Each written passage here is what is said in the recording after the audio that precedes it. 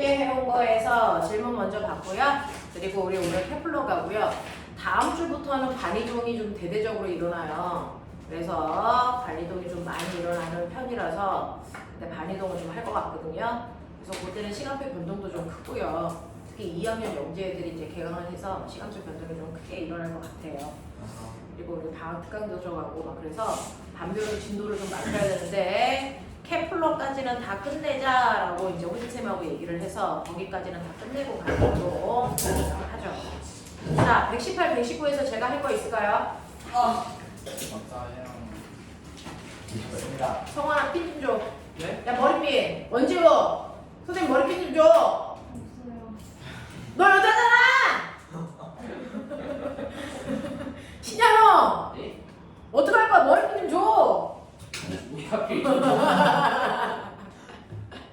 태관이 있으면 좋았을 텐데 태관이가 없네. 자, 태관이 이제 머리가 못 들고 다니는 거 아니에요? 머리 잘랐게 왜 그러다 내 머리도 쓴단 말이야. 자, 120, 121. 어머니한테 강제로 밀려서 하는 거예요. 걔 방학 때 본다 그랬어. 120, 121 없어. 자, 122, 123에서 나 뭐 할까? 120, 121 있는데요. 지랄마 끝났어 이미. 120, 121에서 뭐? 75원하고 79원하고 80원이요. 75, 79, 80. 네, 75, 79, 80인데요. 75는요, 다른 반에서도 이거 질문한 애가 있어서 쌍욕해줬는데, 병신. 관성의 크기는 질량이라 그러죠. 네. 더 얘기할 거 있어? 알아요. 그래서 질량이 더 큰 게 누군지 알죠? 유조선. 유조선이 뭔지 알아? 아, 이거 내 새끼들. 알죠. 몰라요. 그 다음에 78, 80? 아니 79, 80, 79요. 자동차가 수평면에서 등가속도 운동을 하고 있다. 이 자동차 안에 매달린 추가 그림처럼 기울어져 있다가 실이 끊어져서 추가 낙하하기 시작한다. 차 내부에 있는 사람이 보면 추는 어떤 궤도로 낙하합니까? 라고 하는 거죠. 2번이 왜 틀렸죠?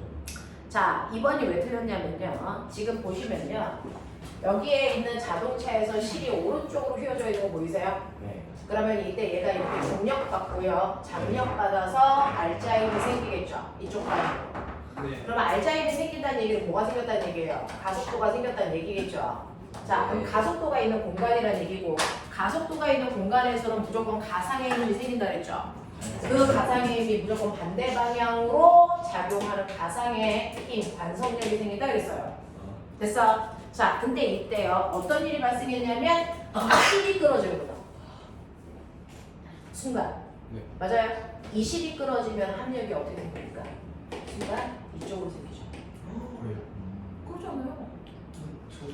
가속도가 있는 공간 안에서는 이 물체한테는 관성력이 실제로 작용하는 힘이에요. 무슨 말인지 알아? 그래서 순간 얘가 끊어지면서 이 힘이 생긴다고요. 합력이 이렇게 생긴다고요. 그러지 않겠어? 되겠죠? 자, 그래서 얘는 그 방향으로 떨어지게 됩니다. 라는 얘기야. 그래서 70번 답이 뭐야? 3번. 4번. 몇 번? 3번. 3번이다. 됐어? 저 방향이 왜 나오는지 알겠죠? 이렇게 됩니다. 순간적으로 저 관성력과 중력의 합력 방향으로 물체가 떨어질 수밖에 없어. 자, 그 다음에 80번 보시면 수평한 직선 도로에서 9.8이라는 일정한 가속도로 운동하는 전동차의 천장에 매달린 추가 연직선과 이루는 각도는 얼마입니까? 라고 하는 80번은 별표 한번 쳐봐. 자, 지금 했던 이 문제의 연장선상인데요. 자, 물체가 가속도를 가지고 간다고 치면, 그죠? 얘는 이쪽 방향이니까 우리가 이쪽 방향으로 가속도를 가지고 있다고 치자. 그래서 이쪽 방향으로 A라는 가속도가 9.8이야. 그런 얘기야. 그러니까 가속도가 있는 방향으로 알자 힘이 작용하니까 이 힘이 알자 힘이야. 이 얘기잖아. 됐어? 네. 자, 이런 식으로 전동차의 천장에 매달린 추가 연직선과 이루는 각도가 얼마이겠습니까? 라고 했을 때 연직선은 중력 방향이거든요. 얘랑 이루는 요각도가 몇 도니? 라는 얘기야. 이해돼? 자, 그랬을 때 여러분들이 보시는 것처럼 여기에서 이 물체에 작용하는 건 중력하고 뭐가 있니? 장력이 있죠. 아니잖아요. 이거 매달려 있는 거 아니잖아요. 아, 매달려 있는 추 맞죠? 네. 자, 그러면 중력은 mg이고요. 그 다음에 장력이 이쪽으로 t가 작용하죠. 그러면 합력은요. 이 둘을 이용해서 평행사변형 그리시면 이렇게 된다는 얘기죠. 그랬을 때 합력이 이렇게 나온 거죠. 그랬을 때 평행사변이니까 이게 mg면 얘도 얼마여야 되니? mg. 그리고 요 각도가 세타야. 그럼 요 합력이 얼마야? 이게 mg, 탄젠트, 세타. 이게 바로 이물체에 작용하는 알짜림. 알짜림은 무조건 어떻게 구해? F는 m, a 이렇게 되잖아. 네. 맞아? 그랬을 때 m 날라가니까 여러분들이 알고 있는 됐어? 네. 이 g 탄젠트 세타가 항상 움직이는 물체의 실제 가속도의 크기를 얘기해요.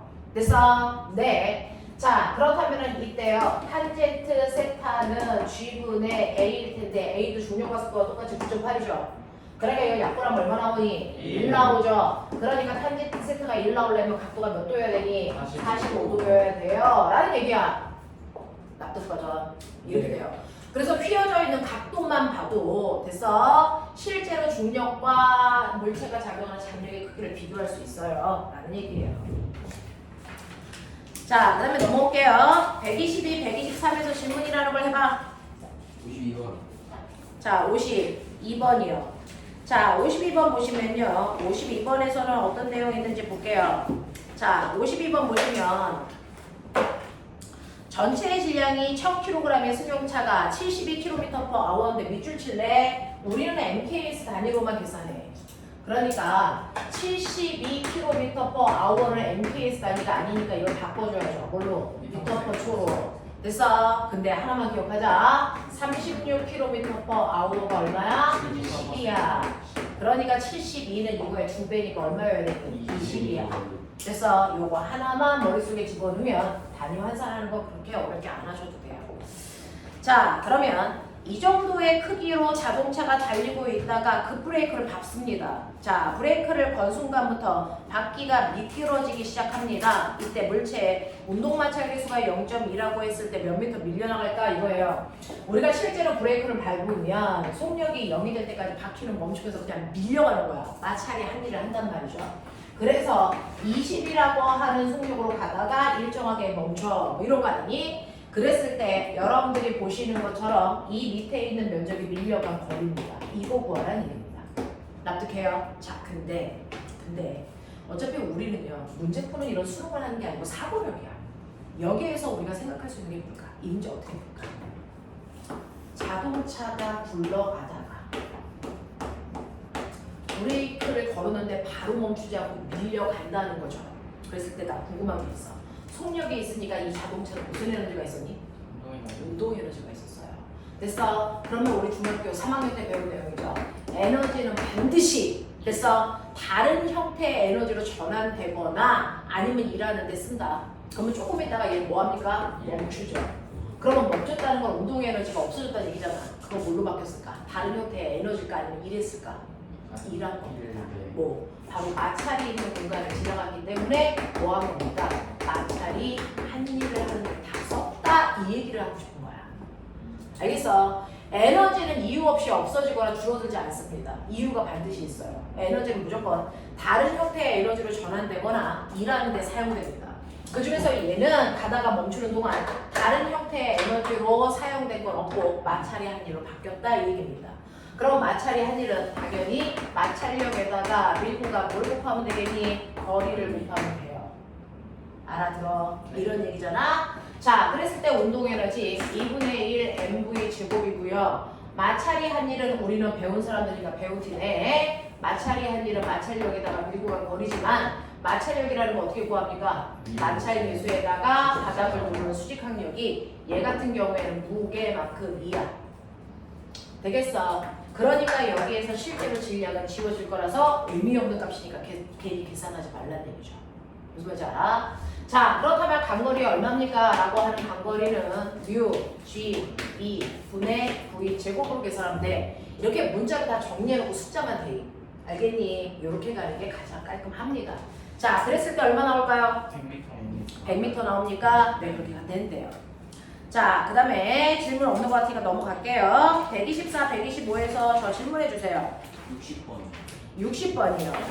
자, 60번은요. 선생님이 여러분들이 말씀드린 것처럼 실제 힘이 작용해서 가속도가 생기면 가속도가 있는 공간에서는 무조건 가상의 힘도 생긴다. 맞아? 그걸 관성력이라고 하는데 가상의 힘은 실제 힘과 무조건 반대 방향으로 생기는 거야 라고 얘기했거든요. 자, 그래서 그걸 측정하기 가장 좋은 게 엘리베이터 아니야 라고 했는데 그걸 현실화시켜서 문제를 만들어낸 겁니다. 자, 보시면 엘리베이터에 아이가 서 있죠. 자, 그 아이가 서 있는데요. 이거 옛날에요. 되게 못 사는 시대에 사용했던 저울이에요. 아, 요즘도 이거 쓰나? 목욕탕 가면 이거 있나? 아, 목욕탕 가면 이거 있구나. 요즘에 내가 목욕탕을 안 가가지고 그렇구나. 네, 그러니까는 진양이 옛날에 선생님이 보건소에 가서 신체 검사를 할 때가 있었어요. 건강검진. 근데 보건소에 체중계 올라가니까 그 아이가 말을 한다. 어떤 선생님이 올라갔는데 비만입니다. 이런 얘기가 막 나왔어요. 그래서 그 선생님 깜짝 놀랐었거든. 말하는 체중계가 있더라고요. 자, 그러니까는 질량이 40kg의 사람이 올라가 있어. 자, 그러면 이 사람이 이렇게 올라가 있으니까 평상시에는 이 체중계가 이 사람의 몸무게만큼 나오겠죠. 됐어? 자, 근데 그 옆에 보시면 시간에 따라 속력 변화를 나타내 드렸네요. 볼트 그래프예요. 자, 그때니까 어디로 가는지가 더 중요해요. 자, 그러니까 그 사람의 엘리베이터 안에서 몸무게를 재고 있습니다. 그 엘리베이터가 그린 나의 그래프와 같고요. 그 구간에서 체중계의 눈금은 각각 얼마겠습니까? 라고 얘기하는데 이 문제에 오류가 없네요. 자, 첫 번째 줄에 올라가고 있는 이 방향성을 설정하지 않으면 몸무게가 거꾸로 나와도 무방하거든요. 됐어? 자, 엘리베이터가 올라가고 있대요. 그럼 처음에 위쪽 방향으로 가속도가 있네. 이 얘기입니다. 됐죠? 네, 가속도 얼마입니까? 빨리 계산. 2입니다. 그래서 처음에 올라가고 있을 때요. 위쪽 방향으로 가속도가 작용했어요. 위쪽 방향으로 가속도가 작용했으니까 관속력을 아래로 적용합니다. 맞냐? 이물체의 질량을 m이라고 하면 이물체는 무게 mg에다가 관속력 얼마? ma를 더한 만큼이야. 그치? 그러니까 머리 있으면 m에다가 g 더하기 a에서 곱하시면 되겠죠? 납득하냐? 네, 그래서 얘는 40kg이고요. g 더하기 a 하면 12니까 40 곱하기 12 얼마? 480이에요. 그래서 이때는 480N을 가리키겠네? 이런 얘기야. 됐죠? 자, 이 관속력은 언제 생기냐면 가속도가 있을 때만 생겨요. 가속도 여기 있어요. 자, 여기는 없어요. 그래서 등속으로 움직이는 구간에서는 관속력이 생기지 않습니다. 그때는 실제로 중력만 작용해요. 알겠어? 그래서 이때는 얼마? 400N이야 라고 하는 두 번째 구간이 있어요. 자, 세 번째 구간은요. 속력을 줄이기 위해서 올라가고 있는데 속력을 줄이려면 힘을 아래로 줘야 되겠죠? 그래서 가속도가 아래로 붙습니다. 자, 가속도가 아래로 붙으면 관속력을 어디로 붙냐면 어디로 붙어요? MA만큼. 그렇다면 머리가 있다면 여러분들은 합력, 체중계를 누르는 합력은 어떻게? MG에서 MA를 빼면 되니까 이렇게 하시면 되겠죠. 되겠어? 그래서 40 곱하기 8 하시면 돼요. 얼마니? 300 얼마? 20N 이렇게 가시면 되겠죠. 뭐? 304. 8 48이 32 이런 식으로. A가 그냥 A가 아니라 A의 가속도가 달라져? 네. A의 가속도 얼마야? 마이너스 2분의 3이야? 1.5 빼야 돼? 그러면 8.5 8.5니까 얼마? 340이야. 네, 이런 식으로. 됐죠? 구할 수 있으시면 된다 라는 얘기입니다. 자, 마지막 가시면 126페이지, 127페이지에 61번부터 64번까지 질문. 61번이요. 그것이 64번 잘 모르겠어요. 네? 선생님이 그때 설명해 주는데 잘 모르겠어요. 공부해. 자, 61번 보시면 자, 그러니까는 어떤 고무줄을 잡아당기는 힘과 늘어난 기기를 나타낸 그래프입니다. 자, 이때 이 고무줄은요. 원래는 힘하고 늘어난 길이가 비례하지 않지만 지금 비례 그래프 나왔으니까 그냥 용수처리다 생각하시면 돼요. 됐죠? 자, 그래프가는요. 그래프 나는 이 고무줄을 접어서 두 겹으로 만든다라는 거죠. 자, 우리 기억나요? 용수철이 있는데 용수철의 원래 탄성계수가 K다. 근데 이걸 자르면 탄성계수 어떻게 된다? 죽여버려. 2배 늘어나죠. 원래 길이와 탄성계수를 곱한 값은 항상 일정한 값을 가져야 된다. 그러니까 길이를 절반으로 자르면 탄성계수는 2배 늘어난다. 병신들아. 확 그냥 정신 안 차려? 맞지? 네. 이성질을 그대로 쓰겠다는 거야. 그러니까 짧으면 짧을수록 늘어나는 길이가 줄어들고 있거든요. 단단해진단 말이야. 됐어? 그래서 이거 하나가 2K로 바뀌어. 더 단단해. 잘 안 늘어나. 근데 이거 자른 거 버리지 않고 그 옆에 또 붙여. 됐어? 그럼 더 단단해지겠지. 맞아? 더 안 늘어나겠지. 그럼 탄성계수 얼마짜리로 바뀌면 돼? 4K. 그러니까 처음보다 4분의 1 더 안 늘어나. 이런 뜻이야. 무슨 말인지 알겠어? 네. 그래서 이 용수철은 처음보다 더 단단해져요. 몇 배? 4배. 그래서 늘어나는 길이가 4분의 1로 줄어요. 라는 얘기야. 네. 그래서 8N에 힘을 주면 겨우 1cm 늘어나요. 이런 얘기를 하고 있는 거야. 네. 자, 그러면 이런 상태로 되었을 때요. 승강기가 움직일 때 고무줄이 3cm 늘어난다면 8N을 매달면 겨우 1cm 늘어나는 용수철로 바뀌었는데 얘가 3cm 늘어났다는 얘기는 얼마의 힘을 줬다는 얘기니? 24N의 힘을 줬다는 얘기겠지. 되겠습니까? 이해돼요? 네, 그런 얘기 하고 있는 거예요. 자, 그 다음 거 갈게요. 그 다음에 64번 문제예요. 64번 병신이 질문했으니까 대답해주죠. 한 번만 해본다. 자, 선생님이 이렇게 썼던 거 기억나죠? 이렇게 해서 이렇게 밀었던 거 기억나죠? 네. 안 떨어진다 그랬죠? 됐습니까? 네. 자, 이때요. 안 떨어지는 이유는 저 물체가요. 아래쪽으로 받는 중력이 없어진 게 아니고 중력만큼 뭐가 생겼기 때문이다? 마찰력이 생겼기 때문이다. 되겠죠? 자, 마찰력은 뮤 L인데 이 L의 정체는 뭐냐? 두 물체 사이의 수직으로 누르는 힘이다. 수직으로 누르는 힘이다. 맞습니까? 이거죠. 자, 그 힘의 근원이 어디서 왔냐? 뒤에 있는 커다란 물체에서 왔죠. A에서. A의 질량은 라지 M이고 자, B의 질량은 스몰 M인데 내가 왼쪽에서 오른쪽으로 힘을 F만큼 줘요. 힘을 주면 항상 그 힘은 질량 B로 배분해서 나눠 씁니다. 예를 들어 얘가 2kg고 얘가 1kg면 힘을 2대1로 나눠 쓴다고요. 맞아. 그래서 얘가 받는 힘은 3분의 1밖에 안 되죠. 그걸 수식으로 표현하면 뭡니까? 라지 M 플러스 스몰 M분의 M만큼의 힘을 얘가 건네받는 거고 그 건너받는 힘이 바로 수직으로 누르는 수직항력이 되는 거죠.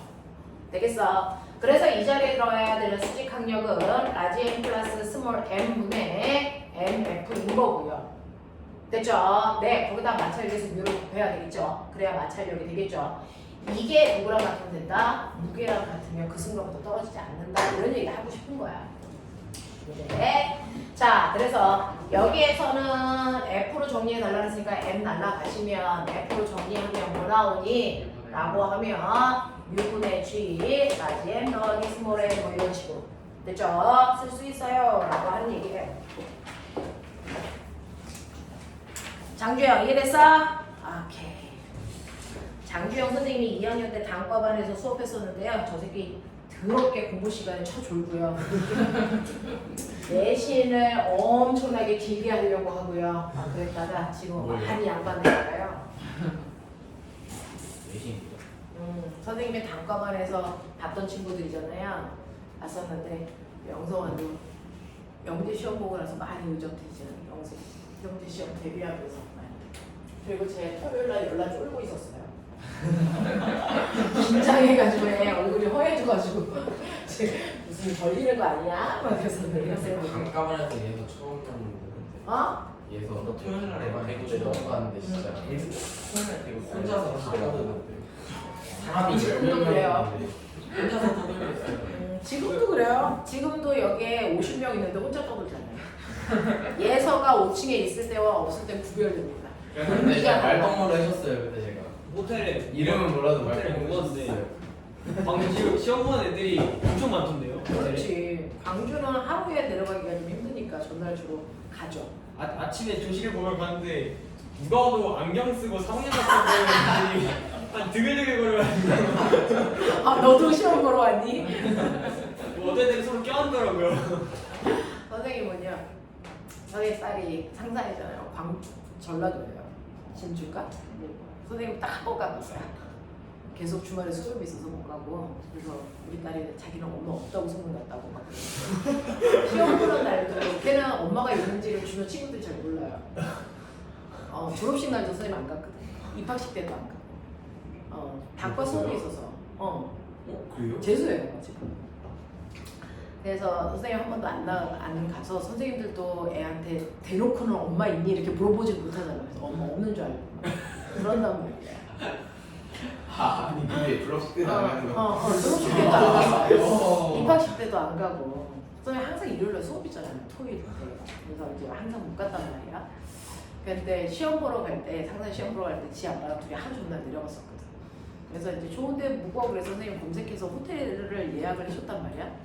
근데 갔는데 호텔이 아니고 모텔처럼 생긴 거야.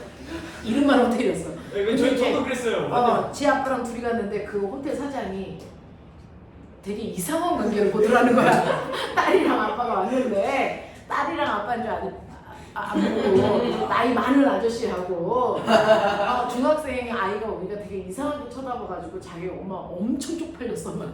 그래서 자기가 크게 아빠 하고 불렀다고 그런 얘기를 하더라고요. 그랬습니다. 네. 그래서 호텔이라고 하면 호텔이어야 되잖아. 근데 갔는데 볼 때 엄마 어떻게 모텔을 잡을 수가 있어? 야 이름이 호텔이야. 그랬다고 하더라고요. 별별 다 했는데 경험해 보세요. 네. 언제 한 번 오셨어요? 어? 한 번 가셨다며요. 언제 갔냐면 수능 볼 때. 수능 보는 날 선배들 막 이제 파이널 기간이잖아요. 우리 수능 볼 때가. 그때 하고 작년 선배들 하루 수업 빼고 갔었죠. 그래서 처음 학교를 봤네요. 항상. 아 이렇게 생겼어?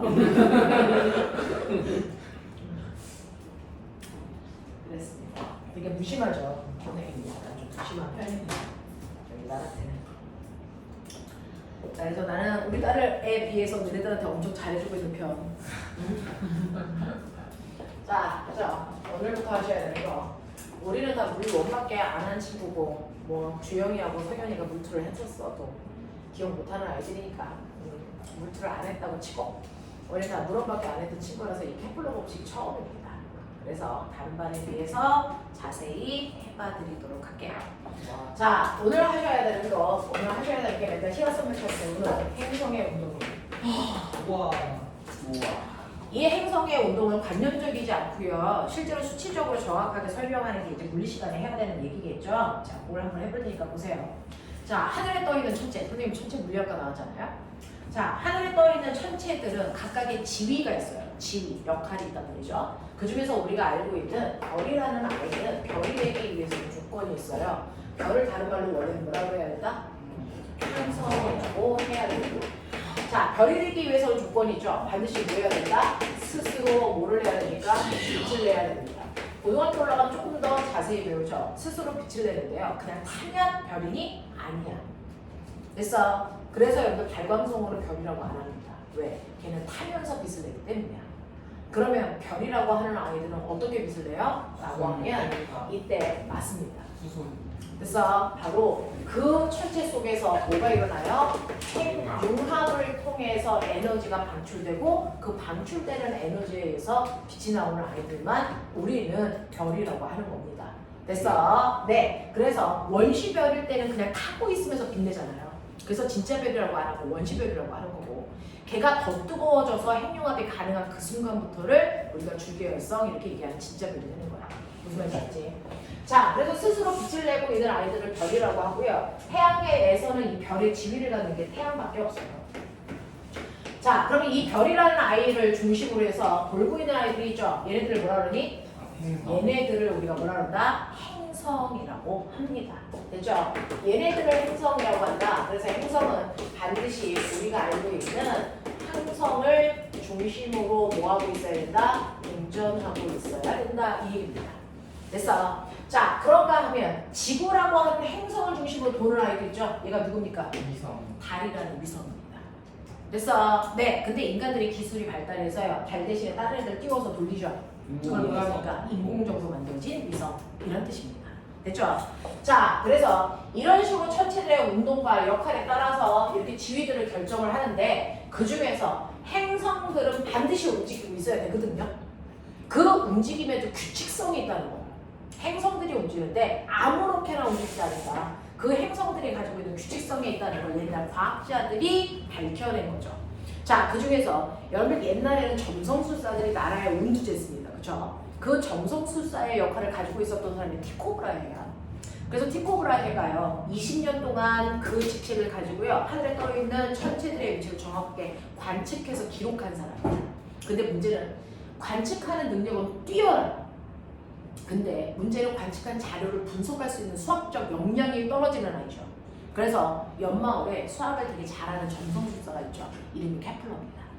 그래서 그 사람한테 내가 가지고 있는 20년 동안 모아놓은 관측 자료를 우리 같이 분석하자 이렇게 한 거죠. 그래서 동업하기로 하고 그 다음날 죽었습니다. 티코브라헤가. 왜요? 관측하느냐고 쉬를 참아가지고 방광염 걸려 죽었어요. 좀 쩌는데? 그러니까 동업하기로 하기로 했으니까 그 동업하려고 했던 그 자료들이 다 케플러한테 유사한으로 갑니다. 와 개꿀이. 그래서 그 개꿀이죠. 20년 동안 관측할 필요가 없는 거죠. 그걸 받고 나서 케플러는 그 자료 분석을 근데 20년 동안 했습니다.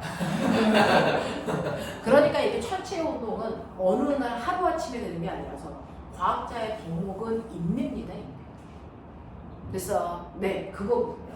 그래서 20년 동안 그 관측한 자료를 분석해서 만들어낸 게 행성의 운동 법칙 바로 케플러 법칙입니다. 그래서 그 사람 이름을 따서 케플러 법칙이라고 우리는 한다. 그래서 이 케플러 법칙은 행성의 운동에 대한 규칙성을 증명한 법칙인데요. 이게 단지 태양계 안에 있는 8개의 행성에만 들어맞는 게 아니고요. 전체 우주에 있는 모든 행성들의 운동을 다 설명할 수 있어요. 완벽한 법칙입니다. 됐죠? 자, 그러면 이 케플러 법칙은 행성들의 운동의 규칙성을 설명한 건데 케플러 법칙에는 3가지가 있어. 됐어? 그 중에서 첫 번째 법칙을 우리가 제1법칙이라고 하는데요. 제1법칙이라고 해도 되고 얘는 부제도 있어요. 이게 바로 뭐냐면 타원궤도 법칙입니다. 케플러의 운동 법칙 중에서 두 번째 법칙도 있어요. 제2법칙입니다. 제1법칙을 우리 뭐라 그러냐면 면적, 속도, 일정, 법칙이라고 불러. 자, 세 번째 법칙도 있어요. 제3법칙. 케플러의 운동 법칙 중에 제3법칙이 있는데 이거를 우리는 다른 말로 조화법칙이라고 하기도 합니다. 그래서 이 전체 내용을 논문으로 발표하는데 그 논문의 제목이 조화입니다. 그래서 자, 이런 식으로 3가지 법칙을 발표합니다. 자, 그 중에서 첫 번째 타원궤도 법칙이라는 게 가장 중요한데요. 우리는 그동안 지구가 둥그렇다는 것도 몰랐던 것 같은데 그랬다가 지구가 둥근 걸 알게 된 거잖아요. 자, 근데 이런 둥그런 지구가 태양을 중심으로 공전할 때요. 옛날에는 원궤도를 그리면서 돈다라고 생각했어요. 당연히 원궤도를 그리면서 돌겠지. 그러니까 항상 태양으로부터 일정한 거리만큼 떨어진 곳을 돌고 있겠지라고 생각을 했는데 티코브라헤가 관측한 자료를 통해서 보니 같은 거리만큼 떨어진 곳에서 운동의 상태 나타나지 않는 현상들이 생겨요. 대표적인 게 개기일식과 금알일식입니다. 이런 것들이 일어나요. 자, 달이 태양을 가릴 때 어떨 때는 태양을 다 가리는데 어떨 때는 태양을 다 가리지 못하잖아요. 그건 거리차가 있어야 가능한 일입니다. 네, 잠시만. 뭐였어요? 재산세대에서. 소연쌤이야. 너 잡으러 오셨어. 저 잡으냐고. 사랑하세요. 같이 말해보겠습니다. 여기서 켜지는 거 아니야? 어안이가 저 길을 잠깐만 있어, 네.